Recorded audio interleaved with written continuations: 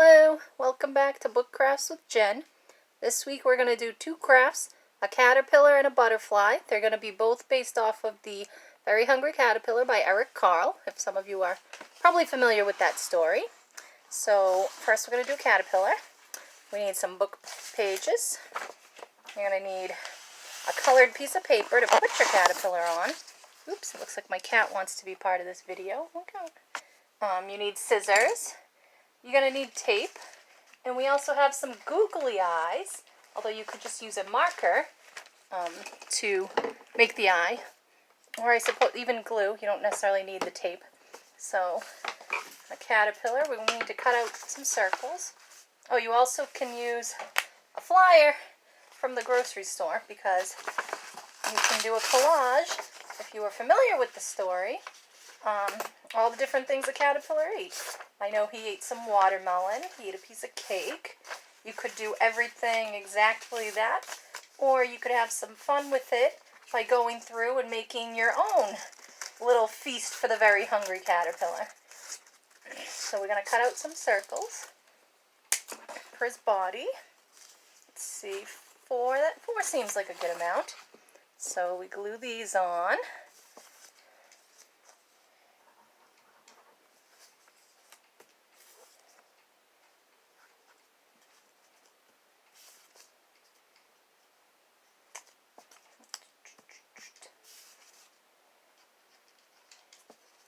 Alright, so we've got our caterpillar body. Oh, I guess we can use a marker to give him some legs, or a pen or a pencil, crayon, whatever you've got.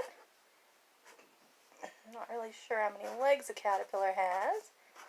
I probably should know that, but just drew a few legs on him, if you can see that. Let's see, we're going to glue his googly eye on.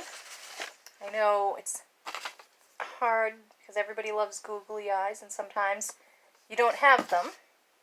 I believe you can buy them at craft stores, Walmart, like anywhere. So, okay, and then we need to cut out a couple pieces of our caterpillar's feast so we can make his collage. Let's see.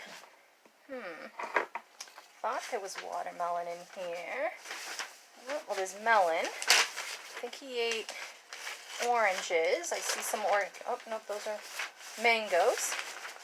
Oh, we're going to give him some mangoes and some melon. And we'll give him some grapes. He's going to be a healthy caterpillar, even though he ate and ate and ate, and he got so big and he got so sick. But if you remember the story, our next project, which we're also going to do tonight, he turned into a beautiful butterfly after eating all that food. Now, of course, a caterpillar is different than a human. If you eat and eat and eat, unfortunately, you will not turn into a beautiful butterfly. You may be able to have a butterfly costume, but I think the most you'll get is a stomach ache and maybe some unhealthy eating habits. So try not to eat too much if you're going to copy the caterpillar in one sitting.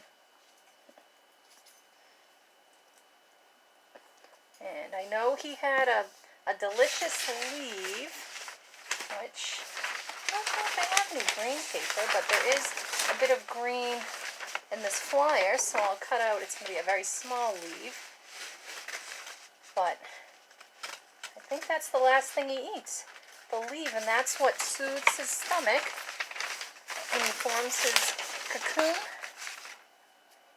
and then he becomes the butterfly. So, here we go. We've got our caterpillar, we've got some fruits. I definitely know he eats a piece of cake, so you can have a lot of fun with this. We drew some legs, and he's got a googly eye. Now for a butterfly, I have a nice pink piece of paper.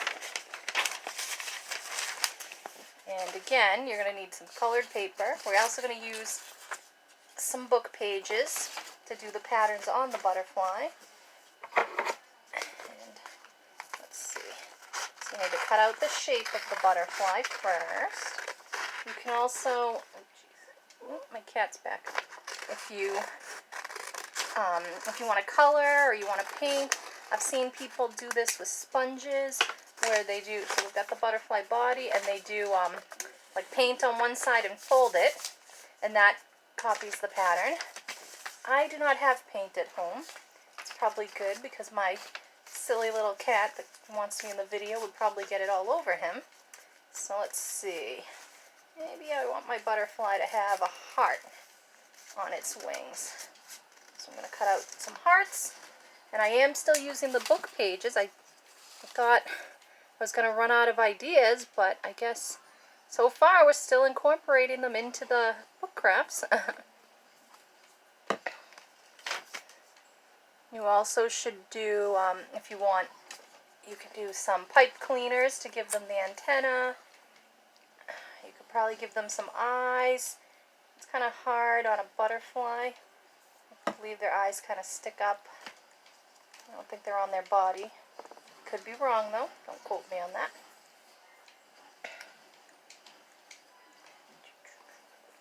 Let's see. So we've got some heart patterns.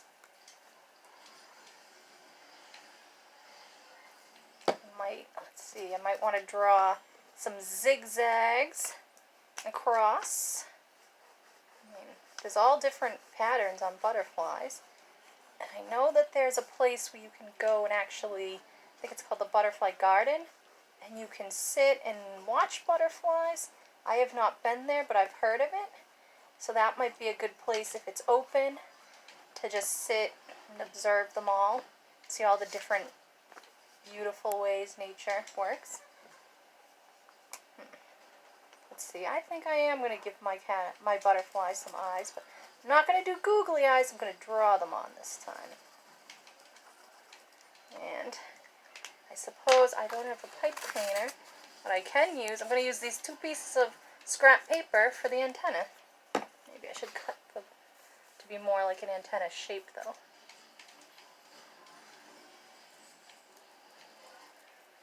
Alright.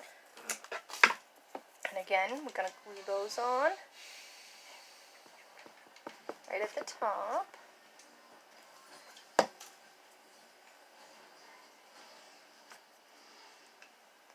Sometimes the tricky part with the glue is that it can take a while to dry or it's messy.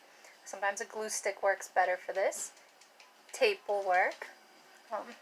So to recap, now we've got our beautiful butterfly and our very hungry caterpillar. And if you want to check out the book, I know that most libraries, probably every library has at least one copy. It may be available on an ebook format if you look out Overdrive or the Libby apps. Some people might have access to Hoopla. Just to refresh your mind, Eric Carle's a wonderful author and he has a lot of great books. So thanks for watching. Come back next week when I think I'm going to do something with Curious George, but I'm not 100% sure. So you're going to have to come back and find out what I do. Bye.